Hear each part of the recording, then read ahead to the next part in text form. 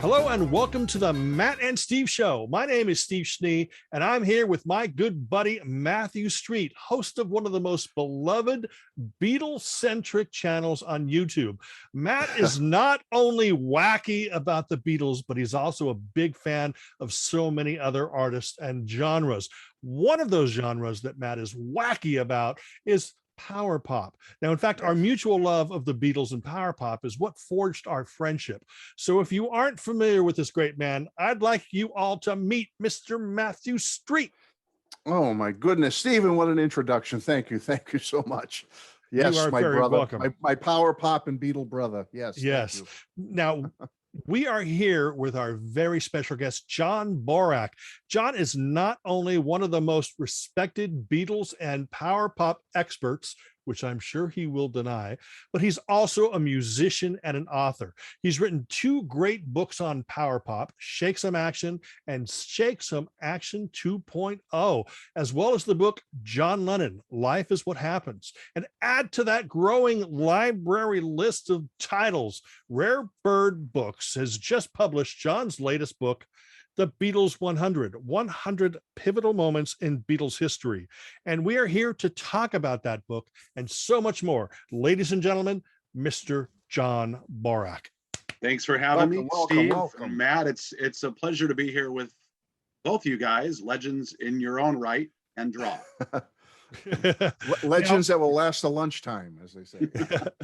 Now, before we talk about this brand new book, do you remember when you first discovered your love of music? I mean, was it actually through the Beatles?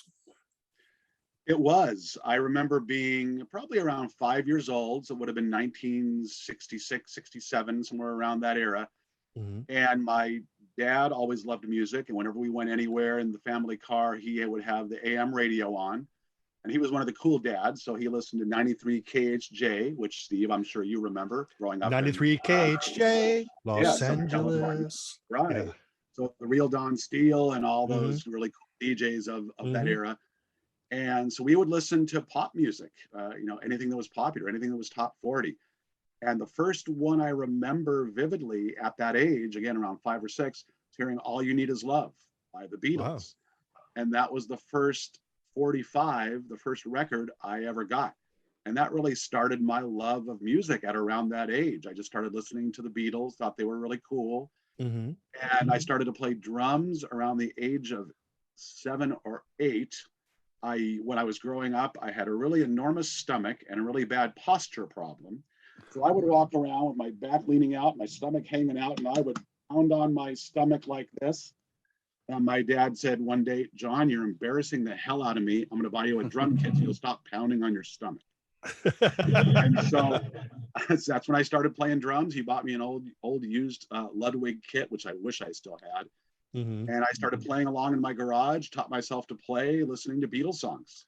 So that was the beginning of my love affair with music. Now, we as music lovers, I mean, there's a smorgasbord of great music to listen to in our lives. I mean, we've been given so many great artists over the years, from Beethoven to James Brown, Elvis Presley to A Flock of Seagulls. What do you think draws people to the Beatles even more today than ever before? I mean, over 50 years after their breakup. I just think it's the timeless nature of the music. You can listen to a lot of that music and think, outside of the production values that people use today, that song could have been recorded today or yesterday or 2 weeks ago or whatever. No pun intended on yesterday. No pun intended on yesterday or today. No, but the music could have been recorded recently. The songs hold up. And there's something for everybody. If you want stuff that's a little out there, you have the later period Beatles, the psychedelic era. If you want the simple love songs, then you have the earlier tracks. If you're a little kid, you've got Yellow Submarine and All Together Now. It just spans all ages, and it's just the high quality of the music, I think, is really what's made it endure. That Mhm. and the fact that there was not hardly, if ever, any filler on those albums. You know, you Mhm. look at the Herman's Hermits albums and the Dave Clark 5 albums, there might have been some tracks where it was like, okay, I'll skip those 4 Mm. Yeah. Yeah. and move on to the hits. But the Beatles, you know, their B-sides and their deep cuts were pretty much just as good as the hits. So Mhm. that's, you know, just some of the things that have made them endure, I think. I think a big part, in my opinion, a big part of what made the Beatles endure and what makes them stand out from a lot of the other bands is, if you really look at it, a lot of those bands didn't write their own songs. If you go through a band's catalog, that like the Searchers, out of 100 Mm. songs, they wrote maybe 1 or 2. Yeah. And you know, Herman's Hermits and all these bands, Freddie and the Dreamers, Jerry and the Pacemakers, they were not responsible for their own material. I mean, they were able to pick great songs, but I think that that's why that they've sort of been pushed aside and the Beatles sort of raised up, because the Beatles were a self-contained unit. Yeah, Yeah. a self-contained unit, and you didn't have one lead singer, you had 3 Mhm. and sometimes 4 when Ringo, you know, got into the fray. Mhm. You Mhm. not only had one songwriter, but you had 3, you know, Mhm. really good songwriters, and that helped as well. I was just going to mention how you guys talking about Freddie and the Dreamers, those kind of bands who didn't write their own material. Mhm. Look at the bands that could, along with the Beatles, the Who, the Kinks, Mhm. the Rolling Stones, the ones that stood the test of time in that initial British invasion wave. You guys nailed it. I mean, you've got to be able to Yep. write your own material and evolve and progress with the times. And the bands and the artists that could do that did so, and the others went by the wayside, as you Yeah, said. See, yeah, I love all that stuff, but still, yeah, it's Mm. really that, you know, a lot of people just, oh, why are you talking about the Beatles, you know? And it's just like, well, because the Beatles set the standard. The Beatles built a foundation. There are many yeah, musical foundations.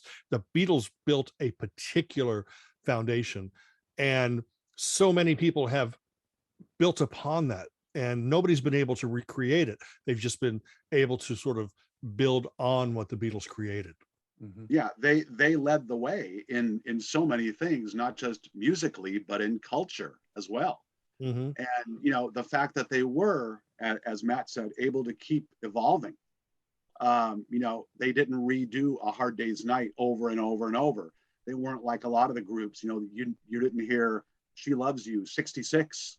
You know, Right. it Yeah, was, yeah, you Yeah. know, Yeah. yeah. we're going to keep pushing the envelope. We're going to keep doing something Yeah. different.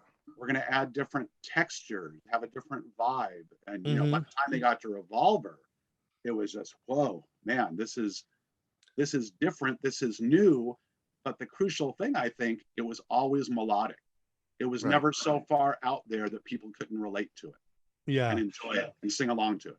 Now, of course, the Beatles are my favorite band of all time, but I don't talk about the Beatles much, only because there are people like Matthew Street who say eloquently what I feel, and you know, other Beatle channels that basically, you know, express the same feelings that I do.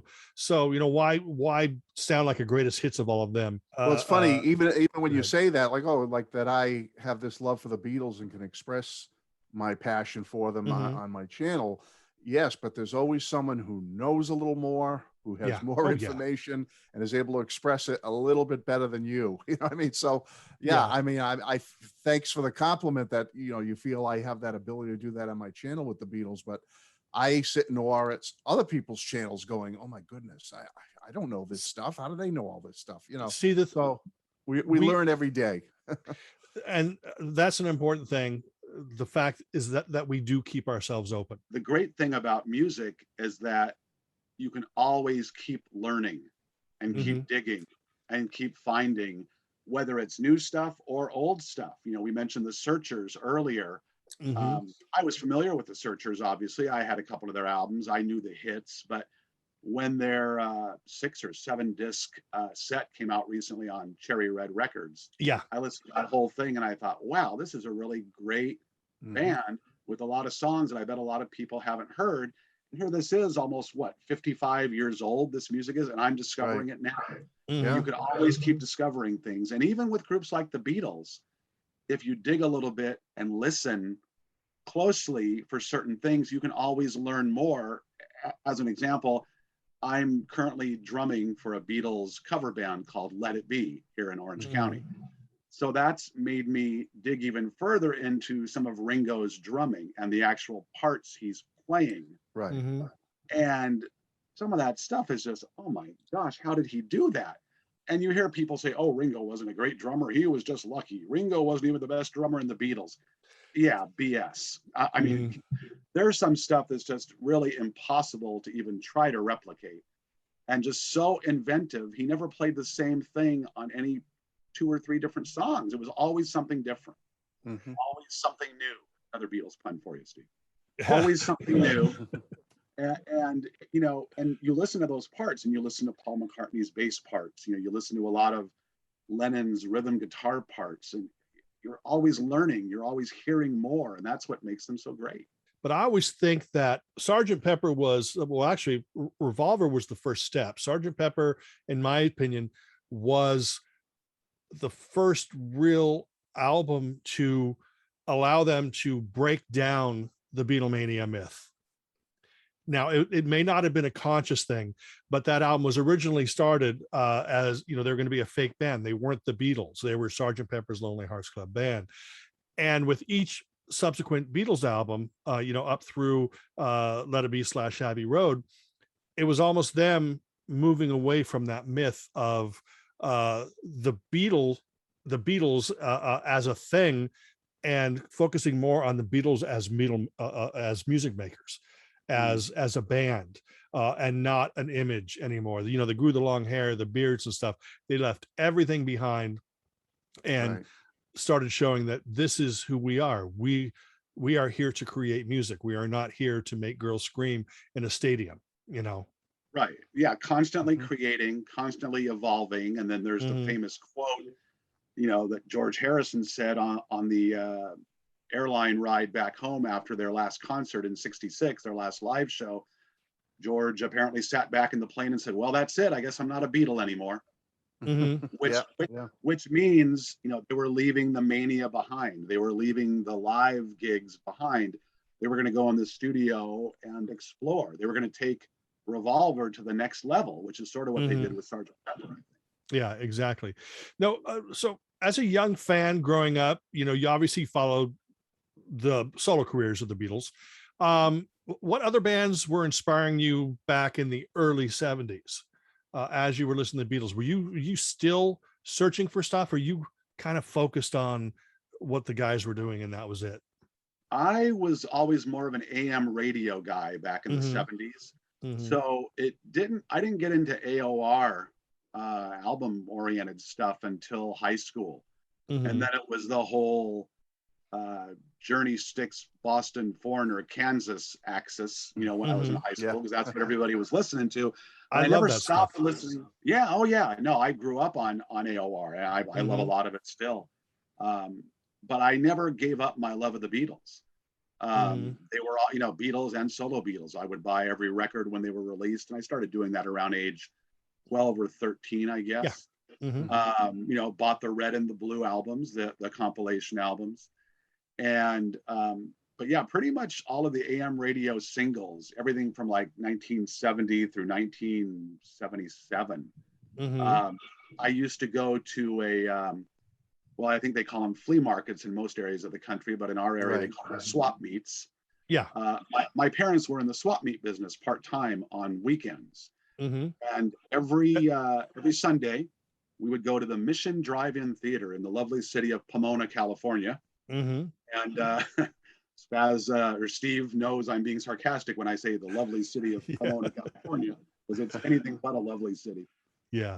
We would go there, and every week there would be a gentleman selling the top 100 singles of the week as based on the Billboard chart. He would have every single laid out in his stand. And I still have them all. I would go there and just buy so many singles every week. And that's sort of what fed my obsession when I was young. All those early AM radio singles, you know, Brandy by the Looking Glass and every, you know, the Hollies, Air That I Breathe and all that kind of stuff. I just loved all those sort of things. But the Beatles were always number one. Yeah. Still are. Still are. Oh yeah. Yeah. And it was hard in the 70s to be a Beatle maniac because we don't think of it nowadays because they become so iconic and every generation loves them. But I remember growing up in the 70s and going to middle school and high school then. And if you were an unabashed Beatles fan, sometimes you got picked on a lot because, like you said, people were listening to the AOR rock and the top 40 and, you know, all that good stuff. And if you said, "Oh, I'm just into the Beatles," yes, I got picked. I don't know about you guys, but I got picked on a little bit. Like, "Oh, the Beatles, yeah, we all live in a yellow submarine." You know, Right. it was tough sometimes. It was really tough. I Yeah. remember. Yeah. I was gonna say, I remember in 6th grade having guys making fun of, oh, the Beatles call it a motor car. That's stupid. Have you heard Kiss? You know, and Yeah, it's like, Yeah. you're speaking my language because I Right. used to get No, that from a I good friend of remember mine all the when time.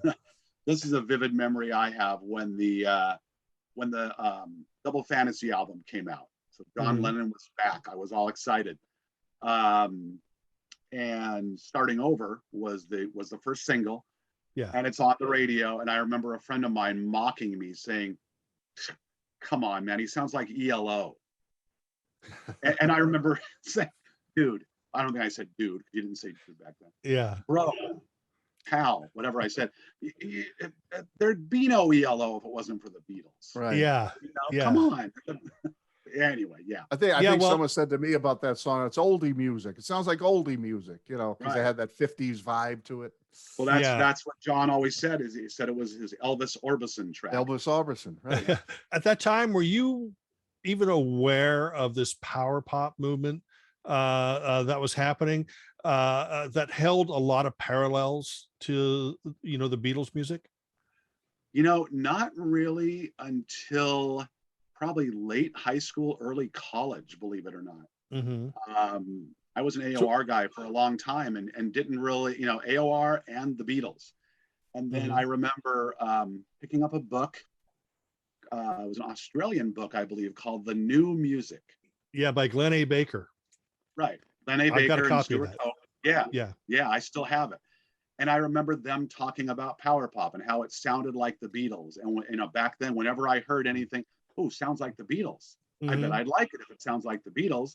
Mm-hmm. So that's where my Powerpop fandom sort of started, because, you know, I was looking for anything that sounded like the Beatles. I knew it would never be as good as the Beatles, but, you know, if it sort of ticked those boxes without sounding like a complete ripoff or Right. parody, then, you know, odds are I would like it. And that's how I got into bands like, you know, 2020 and Shoes and all the Powerpop bands that we all love. Yeah. Even if now, you weren't consciously aware of it, even like in my case, unconsciously, I was drawn to that music because of my love of the Beatles. So when I heard a band like Raspberries or early Cheap Trick, I wasn't thinking, oh, I want to get into this power pop thing. It was just, I was drawn to it just based on my fandom of the Beatles and that whole British invasion sound.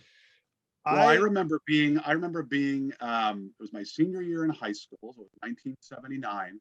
I used to hang out with my friends at a miniature golf course. And we're at a miniature golf course, and for some reason, I had a cassette player with me, like a pre-boombox kind of thing. Mm-hmm. And I remember I had the cassette of Get the Knack, and I remember playing My Sharona, which was, you know, huge then. Yeah. Oh, yeah.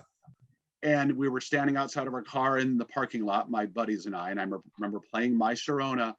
And I remember all these girls, you know, my age, you know, teenagers, 18, 19 years old, coming over, squealing, saying, "Oh my God, I love that song. Play it again. You love the Knack?" And I'm like, yeah, this power pop stuff is all right.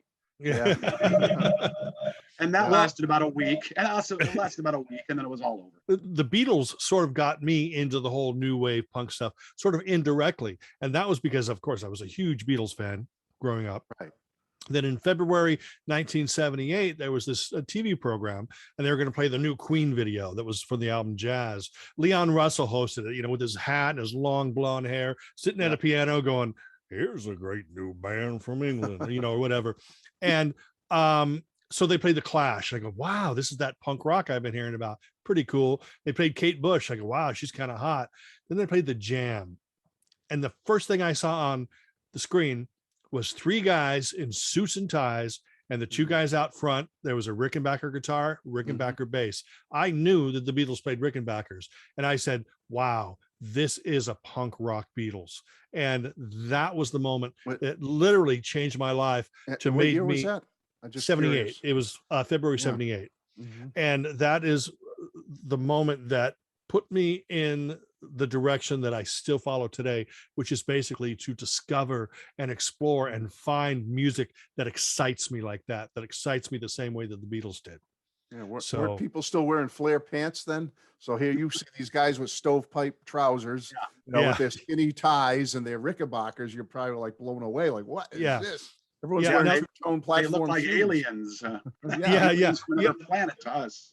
Yeah. Now the Jam were not Powerpop, but that led me in that direction. I realized that there are bands out there that play this pumped up, energetic version of what the Beatles were doing. That Right. And of course the Jam were more Who oriented, but just open the door to, like John says, 2020, The Last, Shoes, Rubinoos, all that stuff. It just, I would go to the record store and I would look in the bins, and I would have my weekly allowance, and I would buy stuff just because the word "the" was in front of the band or the look of the band. You wouldn't even know a lick of the music, but you'd see their look and you go, they look like something I could get into. The records, the records. I got into the Cars, and the Cars' second album came out, and they did like either Don Kirshner or Midnight Special, whatever, and one of their guests was the records, and that was about a week before my 16th birthday, and my girlfriend at the time, I said, I want their album for my birthday. So on my 16th birthday in 1979, I got the first records album. And then that led down a whole new, I would buy things because it was on Polydor and it had "the" in front of it, or on Virgin and there was the word "the" in front of the band. So, and it all started with the Beatles, but John, at which point, let's get back on track. I apologize for taking us in a crazy direction, but at what point did you start writing? And was your goal always to become a music journalist? No, my original goal was to become a baseball play-by-play announcer, believe it or not. Wow. I wanted to do that when I was in high school. I went to college and studied communications, and I thought I want to be the next Vince Scully. And then I realized there were at the time 24 major league teams, which meant 24 jobs, which meant my odds were probably not that good. Right. So I stuck with communications, stuck with my love of baseball too. But I went in a different direction and studied radio, TV, and film production. And so for years, my day job was doing video, producing, directing, managing local TV stations and that sort of thing. But my love of music and my love of writing, which I've always had, those sort of coalesced in the mid 80s. I was a subscriber to Goldmine magazine, record collector's publication, and I would read Goldmine, and I thought, boy, I'd like to write for them one day, but I didn't know how to go about that. I had never written anything before. So I sent a letter back when you wrote stuff on a piece of paper and put it in an envelope, put a stamp on it and sent it to people. Kids, you probably don't know who that is, but it was a letter to the editor at the time, Jeff Tamarkin, well-known journalist. And I said, I would love to write for Goldmine magazine. I love your magazine. What do I need to do? And he wrote back and said, send me some writing samples. And of course, I didn't have any because I hadn't written anything before. So I wrote some mock reviews and sent them to him. And he said, yeah, let's just start writing some reviews. And so that's how it all began, 1985. It's been a while now. Nice. That's how I started writing reviews. A lot of them were Powerpop things. A lot of them were Beatles things, all sorts of reissues. I interviewed Graham Parker for Goldmine, interviewed Cheap Trick for Goldmine, which was really cool. And, I still write for the print version. I'm now a contributing editor. And I also read a regular column, Powerpop Plus, for their website, goldminemag.com. So, awesome. Yeah, that's how I got started. Over the years, you become one of the, regardless of what you think, you become one of the most important voices in Powerpop, with your Goldmine and your knowledge and stuff, and you've helped many artists find new and larger audiences. And this of course, led to your first book, which was Shake Some Action. Now, what inspired you to write a book about power pop, and were you sort of aware that it would have the effect it did have on the power pop community? First of all, I know, to answer the last question, I was not aware, because I never assume that anyone reads anything I write. I mean, you just never know. You never know. I mean, you put it out there and you hope that people will read it. You hope that people will enjoy it, just like you guys with YouTube videos. Although you can sort of tell by that, you know, by the number of views and number of subscribers and likes and comments and whatever. But, you know, back then I had no idea what I was doing. I mean, well, I'm just going to, you know, I saw there was a need for a book. There's not really any history book on power pop or any discussion of the top albums. There were some books that had some interviews. There was a book by a guy who had compiled like a power pop discography back in the 90s, I think, but not really a book about the genre. So I thought, well, if one needs to be written, let's give it a shot. So I partnered with my good friend Bruce Brodeen, who at the time was running Not Lame Records. Not Lame. Yeah. And you know, that was actually the second publisher. There was originally another publisher, and they ended up going out of business. So then I went to Bruce, and we ended up birthing the baby, as Bruce calls it. And yeah, that's how the first one was written, and it got a lot of great response from people. And you know, I'm always grateful when people like what I do, because again, I never expect it.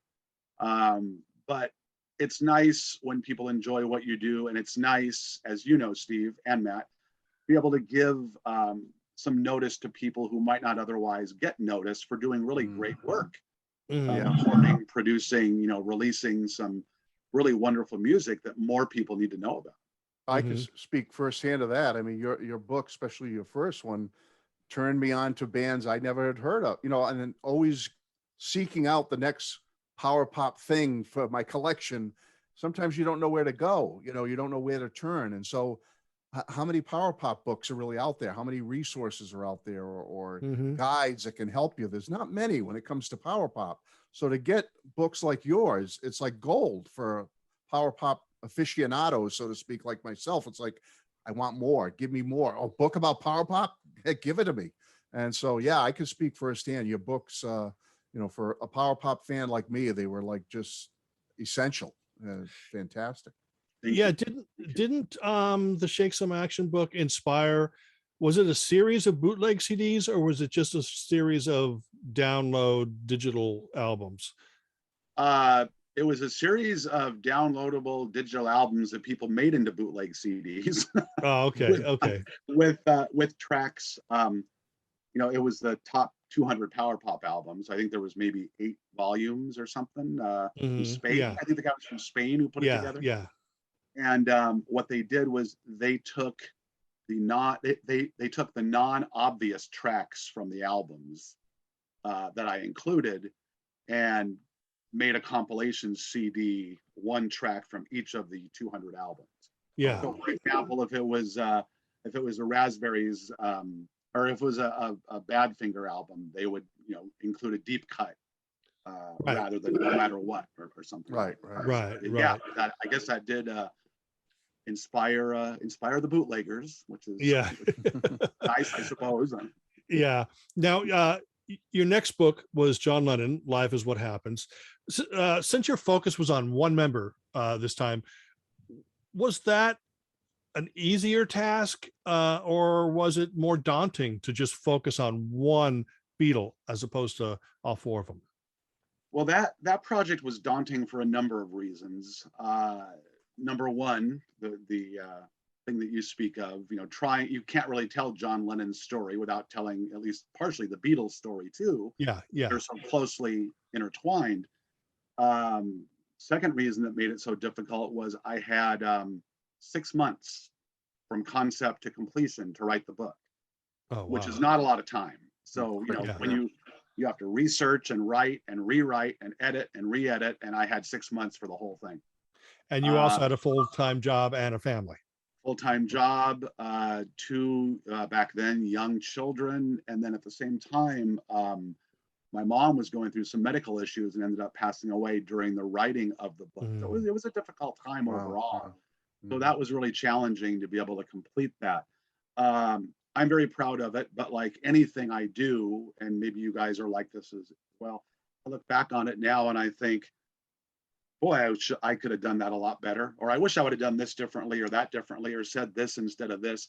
Pretty much everything I write, I look at and think after the fact, I should have done something a little bit differently there. But you know, the last two books that I've written, I'm probably the most proud of: Shake Some Action 2.0, and then in particular the Beatles 100, because I think I've learned a lot as a writer over the years. And I think these two are just better written than my previous works, and I'm really proud of them. So, okay, so let's talk about your next book, was Shake Some Action 2.0, which was not really an update of the original book. It was a reimagining, sort of a completely coming at it from it was just a different beast altogether.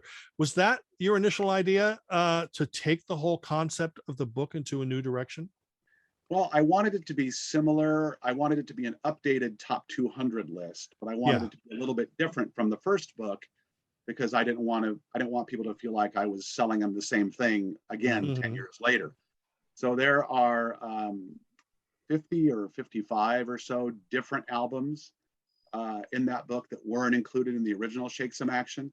And what I did was I formulated it sort of like a Billboard chart, where, you know, the first book, something might have been number 1, and the second book, it was number 3. And so albums slid up the chart, they went down the chart, maybe they fell off. See what fell off, and then new albums took their place. So that's sort of what I did. And then I also expanded the descriptions of each of the albums. I think I pretty much rewrote, you know, every description from the first book, either added things, subtracted things. Right. And then also added quotes from as many of the artists that I could find. From the top 200. And I think out of the 200, I've never really counted, but I must have gotten at least 190 out of the 200 people, you know, who were still with us. You know, there were just a couple of people who were either impossible to track down or who weren't interested, but not many. Pretty much everybody was really gracious about giving me a quote. So that allowed me to, you know, do my Powerpop fanboy thing and get all gushy when Emmett Rhodes called me on the phone out of the blue. Or Prescott Niles from the Knack. I still don't know how he got my phone number. He called me one night at home and we talked about Get the Knack for 45 minutes. You know, Eric Carmen sent me an email. Dwight Twilley sent me an email. And that was really cool as someone who, not only as a journalist, but a fan of the music. It was a lot of fun to put that book together. Let's talk about the brand new book. Right here, it is called The Beatles 100, 100 Pivotal Moments in Beatles History. Wasn't this a project that was actually in the pipeline for a little while, and it just sort of came to a halt? Well, yeah. Originally, after the John Lennon book came out in 2010, I was commissioned to write a similar book for the same publisher that released that one, about Paul McCartney. So I did a lot of research, started writing it, got about a quarter of the way through, and then the plug was pulled on that. There were some changes at that particular publishing company. And so I just kind of sat on that for a while, worked on Shake Some Action 2.0 in the interim, and then just thought, you know, I'm going to finish this thing. And I did. And then the original publisher came back to me and said, yeah, we want to publish this. You know, I just kind of reimagined it as a Beatles book, as the way it is now, the Beatles 100, the top 100 moments of their career, in my opinion, ranked number 1 to 100. And so I reimagined it, signed another contract, and then that same publisher that pulled the plug originally on the McCartney book pulled the plug again on the Beatles 100 book. So I was left with that book. That was 2016. And again, Shake Some Action 2.0 came out in late 2017-18. So I was sort of busy, you know, finishing that up and promoting it and seeing it released and everything. And then I wrote a chapter for a book called Go All the Way about Powerpop, and that was released on Rare Bird Books. And that came out a few years ago. And so I went to the owner of Rare Bird Books and said, I've got this Beatles book that's pretty much done. would you be interested? Sent him the manuscript. They liked it and said, yeah, we'll release it. And then I thought, well, okay, I'm going to do the same thing I did with the last book. I'm going to rewrite this thing. But it wasn't a full rewrite. It was more of a tweaking. And then adding things that had happened after 2016, like Sgt. Pepper reissue, White Album reissue, reissue, and different things like that. So I just kind of fine-tuned it and made it, the book that it is now. And again, very happy with it, and just really thrilled that Rare Bird Books released it, because they have quite an extensive catalog of all types of books, but some really cool music books as well. Not only the Go All the Way and Go Further compilation of Powerpop essays, but also they've released books about the Association, Joe Walsh, numerous other artists. So it's a really great publisher to be involved with, really great people. So I'm thrilled. But how did you come up with the idea of the 100 pivotal moments, and how did you whittle it down to 100? Because you're looking at the Beatles' entire career from the okay, spoiler alert, number one, the day John and Paul met, up through when the book was printed. So you're looking at 5 decades of stuff. How do you whittle that down to 100? Well, it wasn't easy, honestly. I had more than 100 moments. If you'll notice in the book, I didn't cover every Beatles solo album. There's some that I spotlighted, the ones I thought were obviously the very important ones, like All Things Must Pass, Imagine, Am, and a few others. But you won't find anything about Gone Troppo or Ringo the Fourth. My favorites. Everyone's probably okay with that except for Steve. So it was just a case of trying to get the most important things down. And once I had it down to the number of 100, between 2016 and 2020, when I finished the manuscript, some other things had happened. So I took a few things off, added a few things. Then I had to sort of put everything in order, which was a challenge because, of course, lists are always subjective. And this is no different. And they're always fluid too. Somebody asked me the other day, would the list be the same now? And I said, no. I mean, no list is the same from day to day, I don't think, with anyone. Right. Things that you differently a certain day. So if I had to redo this list, it would probably be a little bit different if I had to do it now. But I just thought the idea of a list was fun because, everyone has read the Beatles story. Everyone knows the history. But in this book, I thought putting the moments in chronological order would, sort of spark some conversation amongst the Beatles and the fans. Also provided sort of a different look at a story that's been told so often, and just sort of little bite-sized chunks of the history. And I was careful to try to use a lot of quotes that hadn't been used over and over and over again. I mean, there are some classic ones that are in there. But I dug pretty deeply on the internet and also in magazines and different things, trying to find quotes that hadn't been used to death. And if you look at the bibliography, it's pretty extensive. So I tried to make it different than all the other Beatles books, and tried to make it fun to read as well. Well, I think that the book has, apart from color pictures, by the way, people. Beautiful layout and design. The book is filled with heart. It's filled with knowledge. There's humor in there. I mean, but did you find it difficult to keep each moment as brief as possible, because you're looking at 100 pivotal moments? Well, it really depends on the moment. I mean, there's a lot of the moments, as it were, have more information available.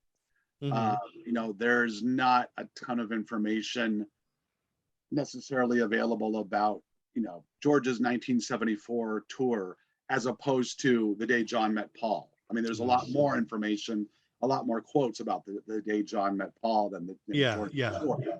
Having said that, there's some stuff I felt was more interesting maybe that I expanded on a little bit.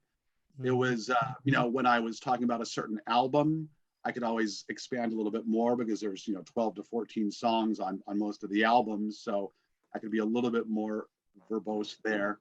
But it really depended on what I was writing about and how long I think I could keep the reader's interest in what I was Mhm. And saying. what I love about it is those quick, enjoyable chapters. You don't have to start at the beginning and work your way from 1 to 100. You don't have to start at 100 and go back. You could just look and go, oh, I want to read about that. And you're right in there. And within a page, page and a half, maybe 2 pages, you chock full of so much information. It's just like, wow, I learned stuff about events I thought I knew about. And then you in that little, few paragraphs or pages you had, I'm like picking up stuff like, oh, that's cool. I didn't know that. I mean, so you really crammed a lot of facts and a lot of information into these 100 chapters, lest anyone think like it's just like, like quick read and same old, same old. It's not the same old, same old. Every chapter you can tell you put a lot of hard work and effort and research into each one and came up with little tidbits. And if people out there, if you read each of these little chapters, you're going to find something in there that's going to surprise you and jump out at you, at least for me. And I thought I was a longtime fan, but you really kept it interesting, John, and you really held my attention and made me want to jump to other chapters. And that's what I did. That's the way I read this book, is I looked at topics that really piqued my interest. I said, oh, I want to flaming pies in there. Well, I want to read about that. Yeah. Why does Oh, he yeah. have that in there? And I would jump and hone in on that chapter. So I want to say you really designed and put this book together in such a way that it just grabs people's attention and it hangs on to it. And you want to learn more about each of these little pivotal moments. Well, thank you. I mean, coming from a Beatles expert like yourself, knowing that you learned something new, that's very gratifying to me. What I tried to do with this book is make it sort of all encompassing and make it something that the Beatles novice would enjoy, and that maybe Exactly. the Beatles Yeah. expert or aficionado would maybe get something out of that they either didn't know or hadn't read in a long time. That's key. So You could be that a was the goal. casual fan or a brand new fan or a diehard, and you're going to find something interesting in this book. Yeah, I just didn't want to rewrite the story, that's been told so many times. I wanted to kind of put my own spin on things, make it a little bit different, and try to make it interesting for the reader, because I like when people interject their personal views into music, biographies and that sort of thing. And so I try to do that a little bit as well. Are you happy with the reaction to the book so far? So far, I'm thrilled. I've gotten so many nice comments from people, and it just officially came out the very end of July, so it's still pretty much new. It's fresh. Yeah. So I'm planning on doing a lot of promotion for it. I appreciate you guys having me on to talk about it here. We're hoping once the pandemic clears up, we can have a book release celebration, maybe some in-store signings, when things get a little bit better in terms of being around people. So yeah, there's still a lot to do, and I'd like to let people know about the book, and hopefully folks enjoy it. Hone it down into a quick little nutshell, what I thought of after I really went through this thing and tore through it. This is like a love letter to the Beatles, is what this is. It's just like, I'm a fan, and here's the most important things, or at the time you wrote it, these are the most 100 important things that I feel make this band special, make them stand out, important little segments of their career and solo careers that just jumped out at you. And you could feel your love of their music and who they are. And yeah, a love letter to the Beatles. That's what jumped out at me. Well, thanks. First of all, I think it helps being a fan of the band, but also being a fan doesn't mean that you can't be objective. So if I think that a good portion of the Sometime in New York City album was awful, then I'm going to say that.